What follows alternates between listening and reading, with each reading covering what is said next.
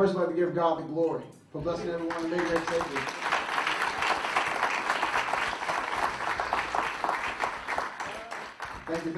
Thank you. Baby J is a production that has been going on now for several years. Me and Mr. Miles have been putting this production together for a long time. It's finally came to pass.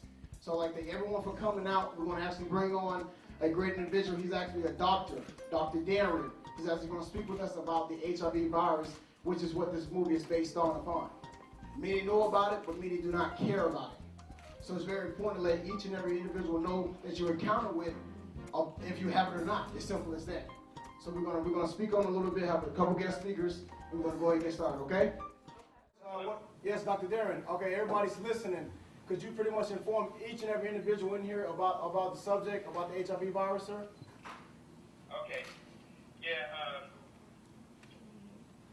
first of all, the phone that you're looking at right now is, it's a video phone, and me and my wife started this about 5 years ago, and it's kind of changing our lives. And I've been a physician. I've been trying to connect the video phone with the medicine world, and trying to, make medicine more affordable and more ready for the average American to use. 5 years ago, I was working in the emergency department. I'm an emergency medicine physician, and 5 years ago, I was working in Washington, D.C. at Howard University Hospital. Medicine is my passion, and I love medicine, and I love teaching young folks, or teaching young guys and women on how to be more health conscious. And when I was in D.C. working at Howard, and these were some numbers that were like startling to me. D.C. is really known as the HIV capital of the country, but a lot of people that were coming into our emergency department or coming in infected with HIV, I would see about 30 patients in one shift in 10 hours. 3 and 4 of those patients that I would see was HIV positive. That's like a 10 to 1 or 1 to ratio, and those numbers are startling. And what was more startling is most of these people that were coming in were African American women. And if you look at the ratio, African American women are the fastest growing HIV population in this country. And HIV is probably one of the most preventable diseases out there. You can't catch it by somebody sneezing on you or kissing somebody or touching somebody. The way you catch it or the way you contract HIV is sharing needles with a person who's infected, having sexual activity with somebody who's infected, and rarely nowadays blood transfusions. So how do we protect ourselves? How do young women, how since they're the fastest growing population, how do young guys and even men and women in general protect themselves? And I think that's the first way to protect yourself is you got to know your own status. And I remember at one time before I was married, I used to walk around with a sheet of paper that said I was HIV negative. It was important because when that conversation came up with the person who I was dating, I was showing my papers, and they'd be like, okay, you cool, you straight with me. So I think everybody, or if you haven't been tested in the last year, you should get tested again. And I think that the way women get mammograms annually, I think everybody needs to get an HIV test annually, every year. And, and the second best way to protect yourself is abstinence. And I know a lot of people it's hard to practice that behavior. I didn't practice it, but for those who can practice that behavior, good for you. I commend you for that. But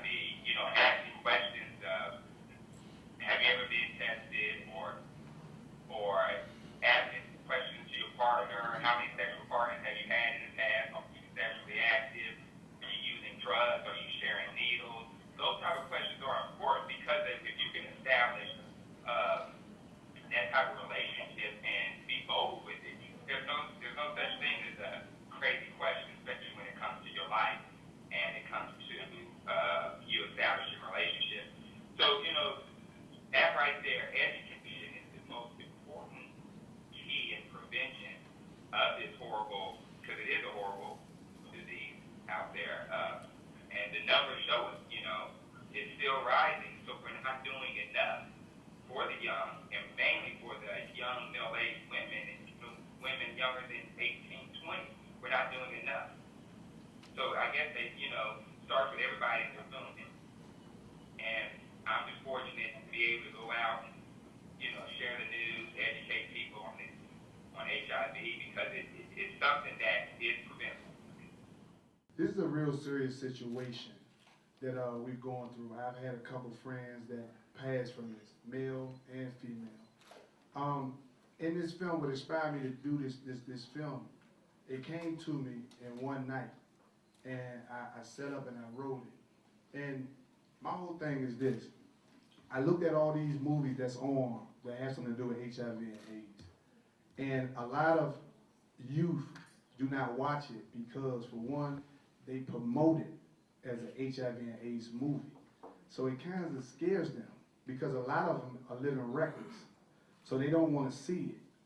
So, and then when those who do watch it, it's always about that one person that caught it. And as consumers watching it, first thing they're going to say is, well, I don't live like that person. But that person was on drugs, or that person was gay, or, that person was just sleeping with a whole bunch of people. So when I said, okay, what I'm going to do is I'm going to become clever. That's why they say that this movie, the script is like Will Smith 7 pounds and the movie Crash. Because this is going to be the first film to where we're not going to look at one individual who caught this virus. We're going to look at the virus and how it traveled from the hood to the middle class to the rich celebrity world. Hey, everybody, I want to show y'all love, man. I got Master P on the phone.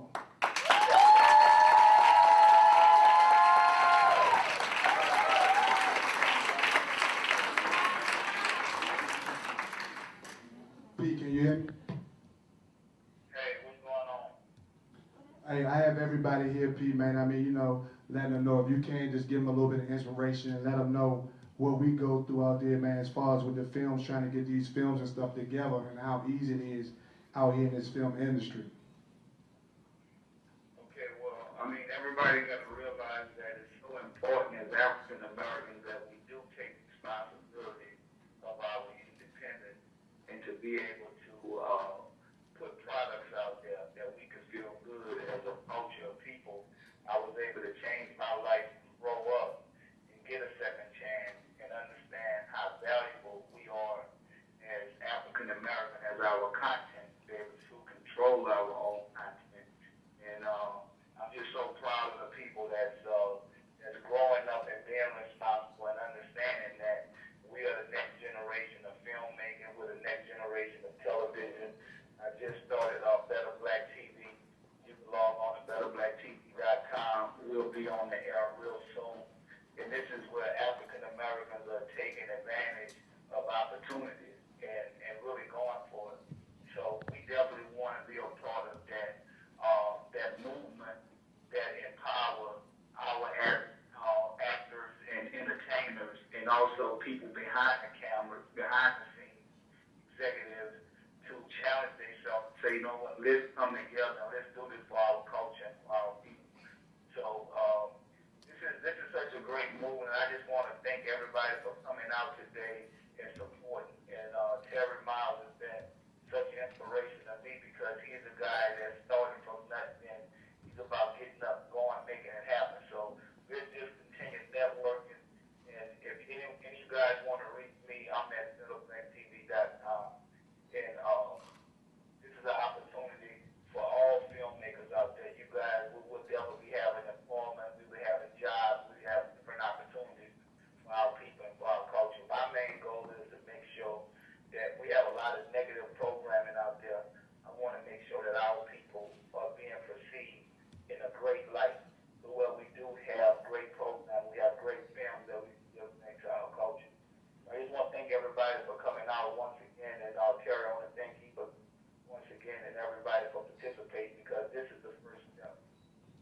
Hey, so P, I told everybody, man, how, you blessed me to put me into this game and into this industry, man, and you taught me everything I know, man.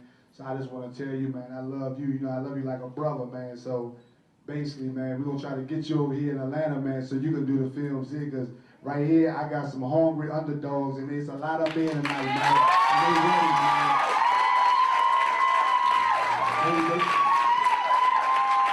They feel like you their way, man. And you know, I got Dave Tom here from Men at Large, man, and I mean, right now, man, it's just a lot of love in this room, man. And I just want to thank you once again for blessing me, my brother, man, and showing me the way so I can show the next people, man, and so we all can be together as one big family, P, man. Love you, man. Okay, I love you too, my brother. Y'all keep on following y'all dreams, and I'm definitely gonna come to Atlanta. We're gonna make a lot of big things happen.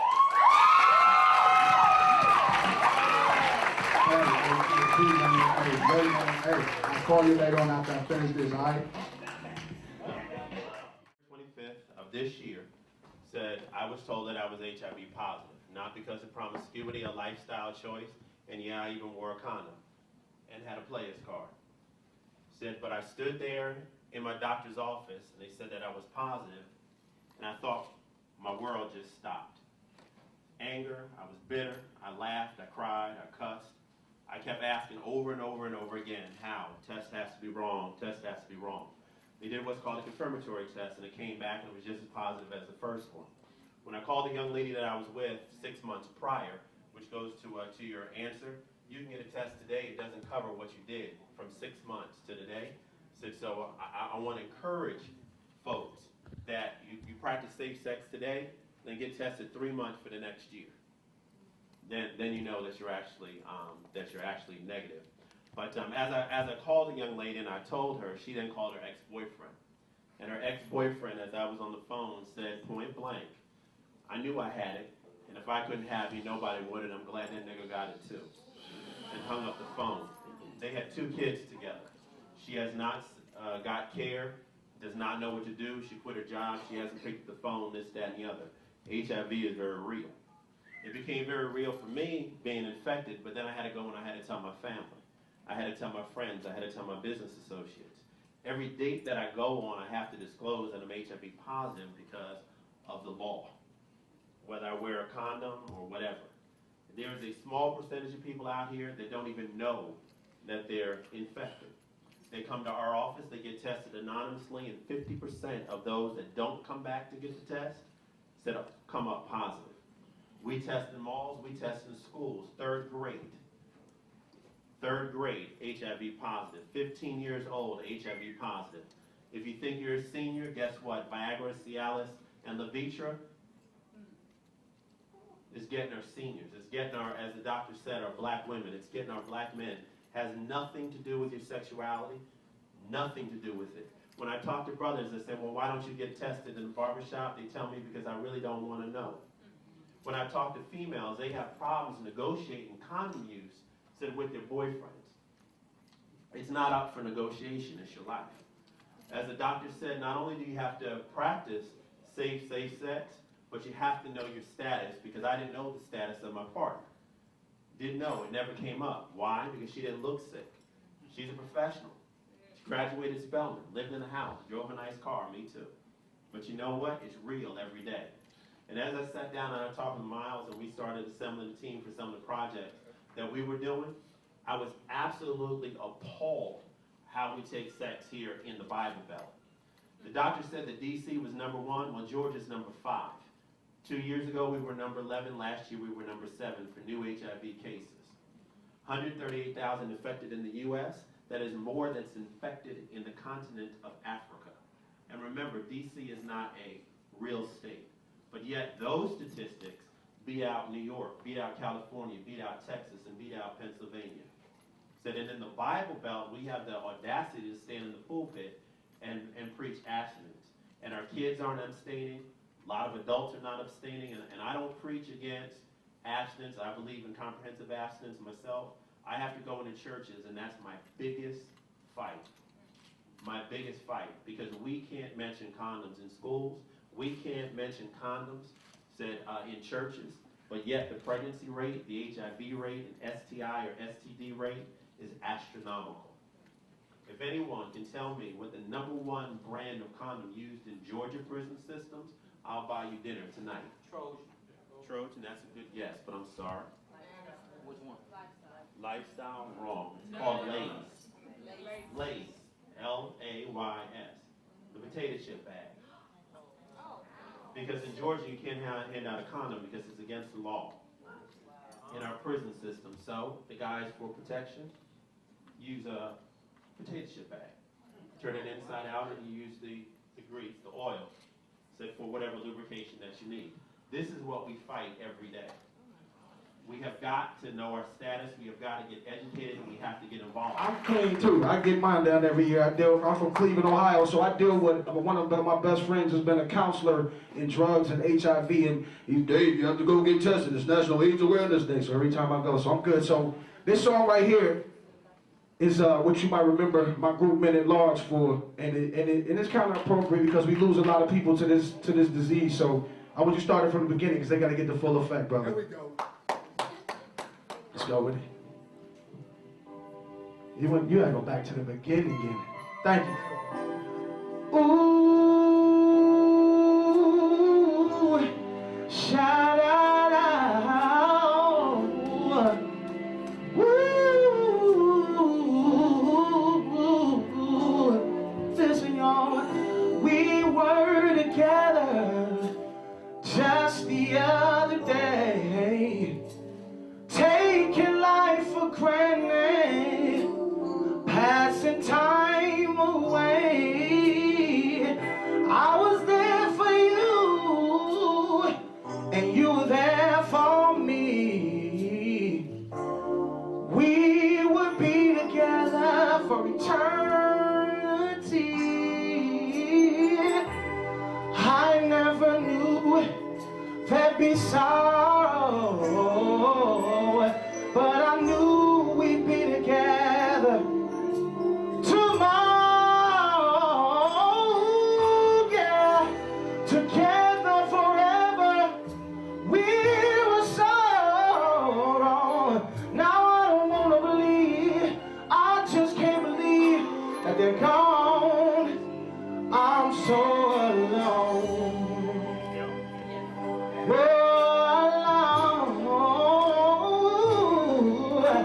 You never miss a good friend till they're gone. And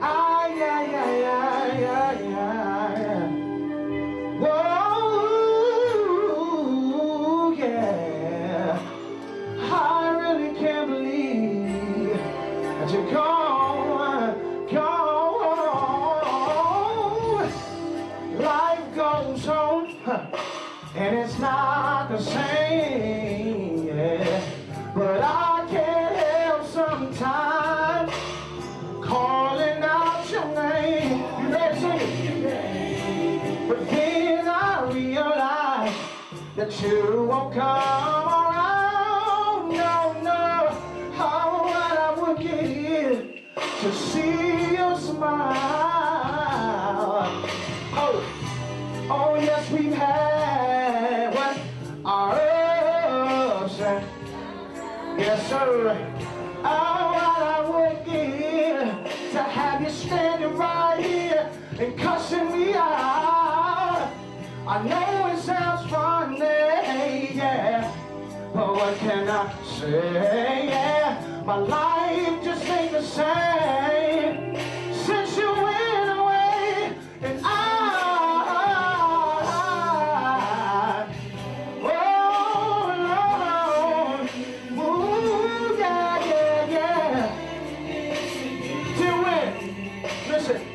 till they're gone, till they're gone, till they're gone. I'm so alone, I'm so alone, yeah. I really miss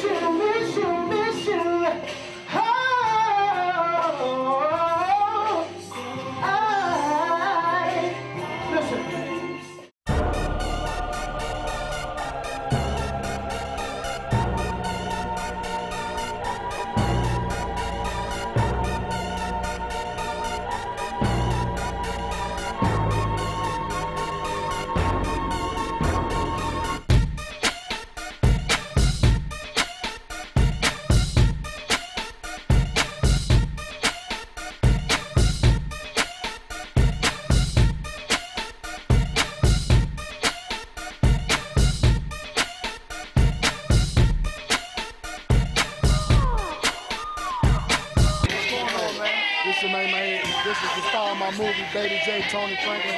Dynamite actor. Look out for him. Great movie, man. Hey, it's all about him. God bless you, man. That's how we're going to do it, man. It's a positive movie. Check it out. That's all I got to say is check it out, and I'm coming for y'all. T. Miles, watch out.